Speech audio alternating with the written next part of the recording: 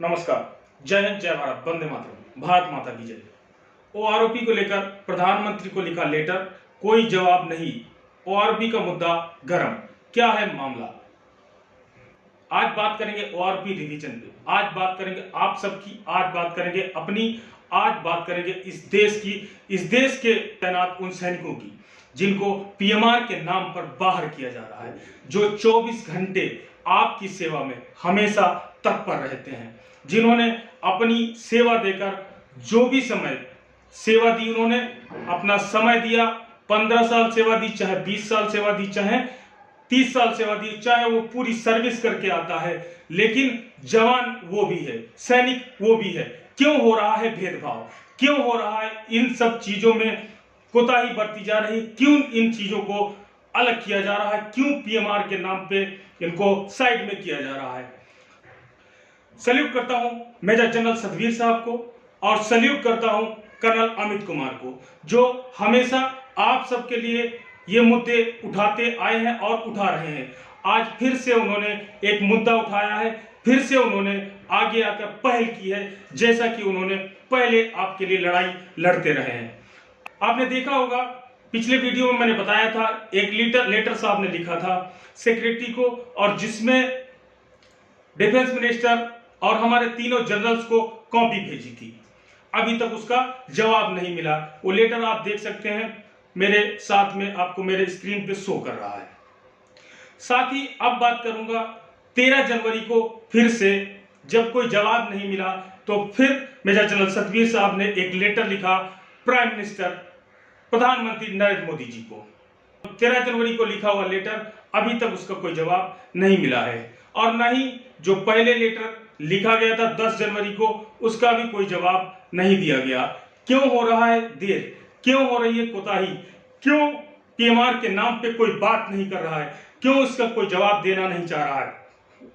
आइए देखते हैं क्या लेटर में दिया है। मेजर जनरल सतवीर साहब ने जो लेटर लिखा, उसमें लेटर में बात की है वो फरीदाबाद का भाषण, वो फरीदाबाद का जो प्रधानमंत्री जी द्वारा दिया हुआ भाषण, वो याद दिलाया है। क्या है उस लेटर में, आइए देखते हैं। Entitlement of one rank one pension OROP for PMR retired after 7 November 2015। Honourable prime minister Shri Narendra Modi ji, please reference to following letter. दोनों लेटर का हवाला दिया है। एक लेटर 2015, जैसा कि पीछे जो सेक्रेटरी को लिखा हुआ लेटर था, उसमें भी दोनों लेटर का हवाला देते हुए बात किया है। आगे लिखते हैं, honourable prime minister had very kindly announced at Faridabad, Haryana during November 2015 for inclusion of PMR retired for OROP. According, the same was authorized by later quoted para 1 above. However, the same later it was stated that the henceforth PMR retired who option for voluntary retirement will not be entitled of OROP. तो माननीय प्रधानमंत्री जी को वो फरीदाबाद का भाषण याद दिलाया है, जिसमें प्रधानमंत्री द्वारा ये कहा गया था कि ओआरओपी का बेनिफिट सबको मिलेगा, सबको दिया जाएगा। लेकिन आज उस भाषण का क्या हुआ? क्या वो भी भाषण, जैसा कि सारी बातों को कहा जाता है कि ये एक जुमला है, क्या ये भी एक जुमला बनकर ही रह जाएगा? आज फिर से ये याद दिलाने की, मेजर जनरल सतवीर साहब की तरफ से याद दिलाने की कोशिश की गई है। हमारे संगठन बराबर इसकी बात कर रहे हैं, आगे इनकी कार्रवाई करने का इंतजार कर रहे हैं। क्या प्रधानमंत्री जी इसके ऊपर कोई जवाब देंगे? अभी आगे हम बात करते हैं। Sir, such a policy will be discontinued for the 7 November 2015 retired since both have serve. तो कहते हैं कि आगे कहते हैं, may be requested you kindly consider generating the same benefit to post 7th November 2015 PMR retired as per 2015 retiree। तो अपना अनुरोध किया है, अपनी बात को प्रधानमंत्री जी तक पहुंचाने की कोशिश की है। ये लेटर लिखा है और उस भाषण को याद दिलाया है जो फरीदाबाद में प्रधानमंत्री जी द्वारा दिया गया था। अब क्या देखते हैं, क्या एक्शन होता है इस लेटर के ऊपर, क्योंकि पहले जो सेक्रेटरी को लिखा हुआ लेटर और जिसकी कॉपी हमारे तीनों जनरल्स और हमारे रक्षा मंत्री जी को भेजी गई है, उसका अभी तक कोई भी रिप्लाई नहीं आया है, और इस लेटर का भी अभी तक कोई रिप्लाई नहीं आया है। इसकी भी कॉपी रक्षा मंत्री और तीनों जनरल्स को भेजी गई है। तो कोई बात नहीं करना चाहता है ओआरओपी रिवीजन पे, कोई बात नहीं करना चाहता है पीएमआर के ऊपर अभी। और फिर भी ऐसा लग रहा है क्या वो समय फिर से आएगा कि जवानों को फिर से सड़क के ऊपर उतरना पड़ेगा, क्या फिर से धरना प्रदर्शन करना पड़ेगा, क्या फिर से आंदोलन करना पड़ेगा, क्या फिर कोर्ट का दरवाजा खटखटाना पड़ेगा। लेकिन आप सबको याद दिला दूं, आप सबको कहना चाहूंगा कि एक जवान रोड के ऊपर बैठा अच्छा नहीं लगता है, जवान अगर प्रदर्शन करे अच्छा नहीं लगता है। इन सब चीजों को देखते हुए इस पे इंश्योर करें, ध्यान दें, और बहुत ही जरूरी है। इन मुद्दों को रोड के ऊपर आने वाला नहीं है, इन मुद्दों को रोड पे लेके आने वाला नहीं है। ये देश के मुद्दे हैं, ये उन सैनिकों के मुद्दे हैं जो आपकी सुरक्षा में 24 घंटे तैनात हैं, देश की सुरक्षा में 24 घंटे तैनात हैं, जो अपना तन मन धन सब न्यौछावर करने के लिए तैयार बैठे रहते हैं। और आज उनके साथ ही ये भेदभाव क्यों हो रहा है? आगे जनरल साहब ने ट्वीट में लिखा हुआ है, उन्होंने एक ट्वीट किया, उस ट्वीट में भी क्या जिक्र किया है आपको मैं उसके बारे में भी बताता हूं।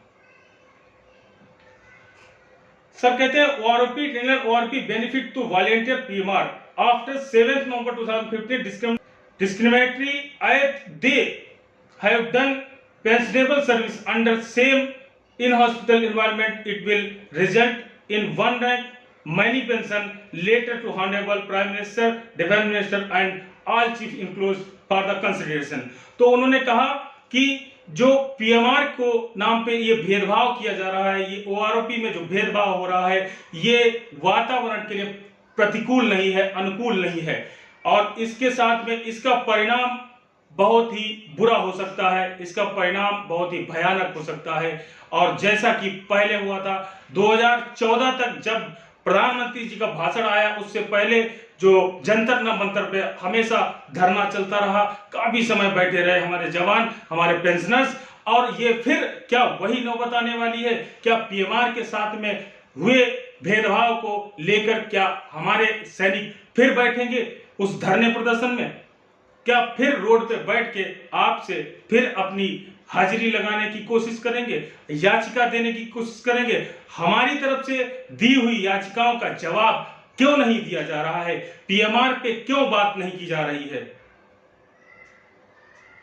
यह बहुत ही दुर्भाग्यपूर्ण है कि हमारे जवानों के साथ में ये सब जवानों की बातों को छेड़छाड़ होती है, जवानों के मुद्दों पे छेड़छाड़ होती है, जवानों के साथ में भेदभावपूर्ण की राजनीति होती है। ऐसा क्यों हो रहा है? बार बार मैं कहना चाहूंगा कि यही चीजों को लेकर हमारे राजनीति के मुद्दों की बात आती है, पॉलिटिक्स की बात आती है, तो इन्हीं सब मुद्दों को लेकर हमारे जवान जब एकत्र हुए हिमाचल के चुनाव में, और तो हिमाचल का चुनाव आप सब समझ सकते हैं कहां चला गया। तो 2024 दूर नहीं है, तो इस चुनाव को भी कहीं ऐसा ना हो कि सबको एकत्रित होना पड़े, कहीं ऐसा ना हो इन्हीं चीजों के, इन मुद्दों को लेकर और फिर कोई, जैसा कि एक मजबूत संगठन, एक मजबूत सरकार बैठी है, कहीं इसको फिर से हाथ न धोना पड़े। क्योंकि आज तक किसी भी सरकार ने सेना के मुद्दों को कभी भी नहीं छेड़ा है, लेकिन ये सेना के ही मुद्दों को क्यों छेड़ा जा रहा है? बहुत से मुद्दे हैं छेड़ने के लिए। मैं बार बार कहता हूं, मैं अपने पिछले वीडियो में भी कहा था कि एजुकेशन का एक मुद्दा बहुत ही खतरनाक मुद्दा है। एजुकेशन के मुद्दों को क्यों नहीं उठाया जाता है? मेडिकल के मुद्दे को क्यों नहीं उठाया जाता है? इन मुद्दों पे चर्चा क्यों नहीं होती है? इनको क्यों नहीं, इनके ऊपर क्यों बात नहीं की जाती है? इन पे जहां जाओ वहां, चाहे मेडिकल हो चाहे एजुकेशन हो, मनमानी फीस, मनमाना रवैया अपनाया हुआ है, इस पे कोई बात नहीं करता है। सेना को क्यों छेड़ा जाता है? सेना के बेनिफिट्स को क्यों छेड़ा जाता है? जवानों के बेनिफिट्स को क्यों छेड़ा जाता है? अब बात करते हैं सिर्फ वो जवान जब देश का जवान शहीद होके और कंधे के ऊपर लद के आता है, तब बात करते हैं आप लोग, तब उसको सारे बेनिफिट मुहैया कराते हैं, तब यहां पर देखते हैं कि उसको कंधे पे रखने के लिए हमारा हर पॉलिटिशियन आगे आता है और कंधे पे रख के उसकी डेड बॉडी को चलने के लिए तैयार रहता है। तब अनाउंस किए जाते हैं हजारों लाखों करोड़ों के बेनिफिट्स। उनके जीवित रहते हुए ये बेनिफिट्स क्यों नहीं अनाउंस किए जाते हैं? तो ये ओआरओपी के मुद्दे पे बात करना बहुत जरूरी है और इस पे आप सबको आगे आने की बहुत ही जरूरत है। और आप सब जब तक इस मुद्दे को पूर्ण रूप से उठाएंगे नहीं तो ये हाथ से निकल जाएगा, और ये अगर एक बार हाथ ये चला गया तो फिर कुछ नहीं हाथ लगने वाला है। अगर ये मुद्दा जो भी समय दिया है उस समय रहते इसी तरह से इसको दे दिया गया, मिल गया, तो आगे भविष्य में आप सबसे कहना चाहूंगा, मैं बार बार कहता हूं कि आपकी पेंशन के ऊपर भी आघात हो सकता है। तो आज इस पीएमआर के मुद्दे पे बात करना बहुत जरूरी है। हमारे कई अधिकारी, कई ऑफिसर्स, मैंने जैसा कि बताया कि मेजर जनरल सतवीर साहब हैं और हमारे कर्नल अमित कुमार साहब बराबर इस बात को उठाते हैं। और कर्नल अमित कुमार साहब ने तो ये तक कह दिया है, मैं उनके उस पर भी एक वीडियो आगे लेके आऊंगा, क्या कहा है उन्होंने। और उन्होंने कहा है कि अगर जरूरत पड़ी तो मैं कोर्ट का दरवाजा खटखटाऊंगा और साथ ही आंदोलन भी करूंगा। तो आप सबसे मैं पूछना चाहूंगा कि इस ओआरओपी रिवीजन से आप खुश हैं? क्या ओआरओपी पे दिया हुआ फैसले से आप खुश हैं? जो ये सरकार हमारे साथ में कर रही है, जो हमारे फैसले ये मिले हैं, जो पीएमआर को साइड किया गया, क्या आप इससे खुश हैं? कमेंट करें और अपना सुझाव दें और अपना समर्थन कमेंट द्वारा जताएं और वीडियो को शेयर करें, शेयर जरूर करें ताकि और लोगों तक ये पता लगे क्या हो रहा है देश में। जरूरी, बहुत ही जरूरी है कि सब तक ये बातों को पहुंचाना। मैं आप सबसे नहीं कहता हूं कि आप अगर आज ये वीडियो जो भी देख रहा है, और आपसे मैं ये नहीं कहूंगा कि आप मेरे चैनल को सब्सक्राइब करें, मैं आपसे ये जरूर कहूंगा कि आप इसको एक बार शेयर जरूर कर दें। ये मुद्दा एक ऐसा मुद्दा बनता जा रहा है कि जिसके लिए कहीं ऐसा ना हो किसान आंदोलन की तरह ये एक सेना आंदोलन फिर से करना पड़े, एक सर्विसमैन को फिर से रोड के ऊपर उतरना पड़े। तो आप सब कमेंट करके बताएं और वीडियो अगर अच्छा लगा है तो लाइक करें और शेयर करें। धन्यवाद। जय हिंद, जय भारत, वंदे मातरम, भारत माता की जय।